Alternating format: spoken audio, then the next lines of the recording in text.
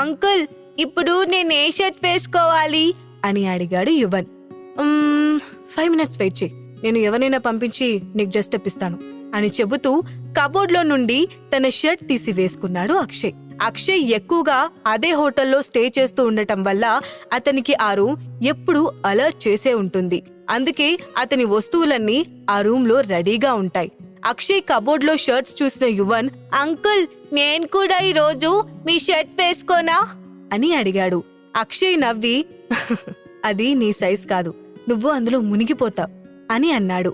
ఏం కాదంకుల్, నేను మీ షర్ట్ వేసుకుంటాను అని యువన్ మళ్లీ అనడంతో అక్షయ్ ఇక అతనితో ఎక్కువసేపు వాదించకుండా వెంటనే టీషర్ట్ తీసి యువన్ కి ఇచ్చాడు.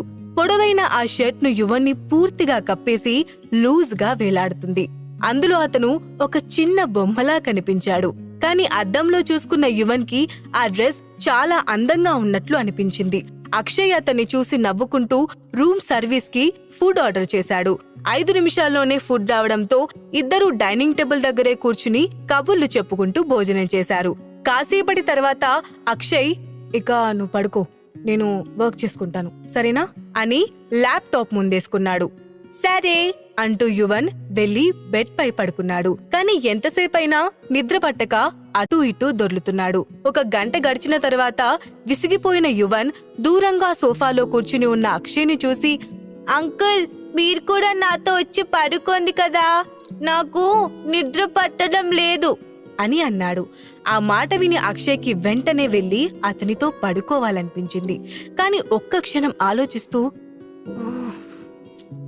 వద్దు, ఇలా చేస్తే తండ్రి లేని యువన్ నాతో అటాచ్మెంట్ పెంచుకుంటాడు, అలా జరిగితే అది రేపిద్దరికీ ప్రమాదమే అని అనుకుంటూ, నాకింకా వర్క్ అవ్వలేదు, నువ్వు పడుకో అని చెప్పాడు. ఆ మాట వినగానే యువన్ కళ్ళు ఒక్క క్షణంలో నీళ్లతో నిండిపోయాయి. వెంటనే తన ముఖాన్ని దిండులోకి దాచుకుని బోర్లో పడుకున్నాడు. సోఫాలో నుండి యువన్ని గమనిస్తున్న అక్షయ్ భారంగా నిట్టూర్చుతూ, ఈ పిల్లాడు అసలు నన్నెందుకు ఇలా డిస్టర్బ్ చేస్తున్నాడు అని అనుకున్నాడు. రాత్రంతా నిద్ర లేకపోయినా స్నేహ తర్వాత రోజు ఉదయం 7 గంటలకల్లా హోటల్ కి పరిగెత్తుకుంటూ వచ్చింది. ఆమె పక్కన యువన్ లేకుంటే పిచ్చి పట్టినట్లుగా ఉంది. ఈ రోజు ఎలాగైనా యువన్ని అక్కడి నుండి తీసుకెళ్లాలని గట్టిగా నిర్ణయించుకుంది. అందరికన్నా ముందు వర్క్ లోకి వచ్చిన స్నేహను చూసి మేనేజర్ సంతోషించి ఇలా అన్నాడు, నువ్వు చాలా డెడికేటెడ్ గా ఉన్నావు, చాలా సంతోషంగా ఉంది. ఈరోజు రెసిడెన్షియల్ ఫ్లోర్ లో ఒక్క ఎంప్లాయీ కూడా రాలేదు. ఆ ప్లేస్ లో మీరు వెళ్ళండి. గుర్తుపెట్టుకోండి, ఆ ఫ్లోర్ లో ఉన్న వాళ్ళంతా విఐపీలు, వాళ్ళకి కోపం రాకుండా మీరే చూసుకోవాలి.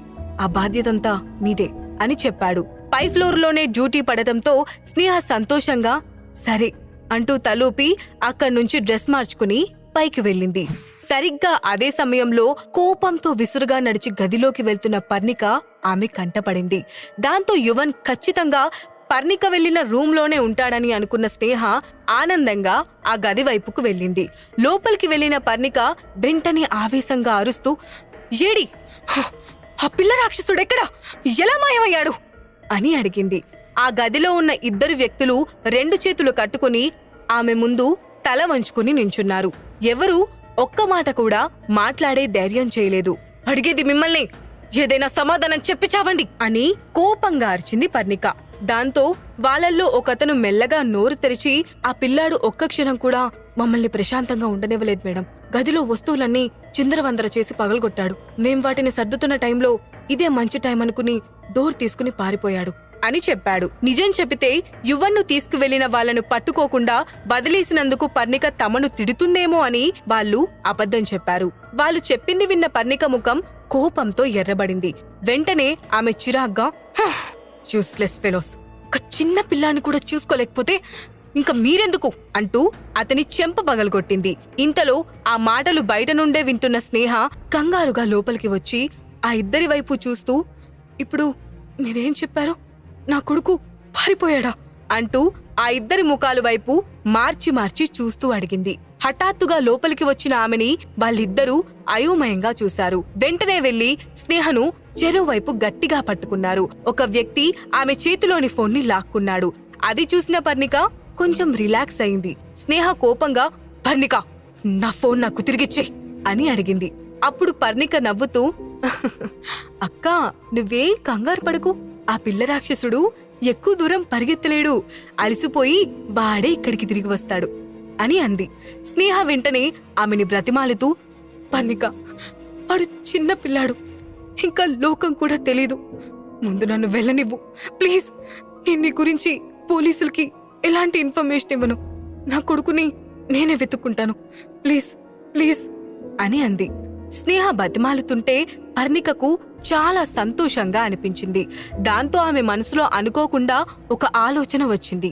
అప్పుడు పర్ణిక నవ్వుతూ స్నేహ దగ్గరికి వెళ్ళి, అక్కా, నువ్వు కరెక్ట్ టైంకే వచ్చావు. ఇప్పుడు నీ కొడుకు పోయినా నువ్వు మాకు దొరికావు. అక్షయ్ నిజంగా నీ భర్తీ అయితే నీ గురించి కూడా పట్టించుకుంటాడు కదా, అందుకే ఇప్పుడు నిన్ను కిడ్నాప్ చేసి మా పని పూర్తయ్యేలా చేసుకుంటాం అని అంది. ప్లీజ్ ప్లీజ్ నన్ను వెళ్ళనివ్వు, నిజంగా అక్షయ్కి నాకు ఎలాంటి సంబంధం లేదు, నువ్వు నన్ను కిడ్నాప్ చేసినా అతను పట్టించుకోడు అని చెప్పింది స్నేహ. కాని పర్ణిక ఆమె మాట వినకుండా పక్కన ఉన్న వాళ్ళ వైపు చూసి, ముందు దన్నోరు ముయించి ఎవరికంట పడకుండా తీసుకురండి అని ఆ ఇద్దరితో చెప్పింది. రాత్రంతా యువన్ అక్షయ్ మెడలో చేతులు వేస్తూ అతన్ని గట్టిగా కౌలించుకోవడానికి ట్రై చేస్తూ ఉండడంతో అక్షయ్కి ఇబ్బందిగా అనిపించి నిద్ర పట్టక అనీజీగా ఫీల్ అయ్యాడు. దాంతో అతను ఉదయాన్నే లేచి రెడీ అవ్వడం మొదలుపెట్టాడు. ఇంతలో బెడ్ పై లేచి కూర్చున్న యువన్, అంకుల్, మా మమ్మీ ఇంకా ఎందుకు రాలేదు అని అన్నాడు. దాంతో అక్షయ్ వెంటనే బయట ఉన్న గార్డ్స్ ను పిలిచి, త్వరగా వీళ్ళ మమ్మీ ఎక్కడుందో ఒకసారి కనుక్కోండి అని చెప్పాడు. ఎస్ సార్ అంటూ బయటికి వెళ్లిన గార్డ్ కాసేపటి తర్వాత తిరిగి వచ్చి, సార్, మిస్ స్నేహ ఉదయాన్నే హోటల్కి వచ్చారు, కానీ ఎంత వెతికినా కనిపించట్లేదు. అనుమానంతో సీసీ ఫుటేజ్ చెక్ చేశాం. ఆవిడ్ని ఎవరో ఇద్దరు వ్యక్తులు బలవంతంగా లాక్కెళ్తున్నారు.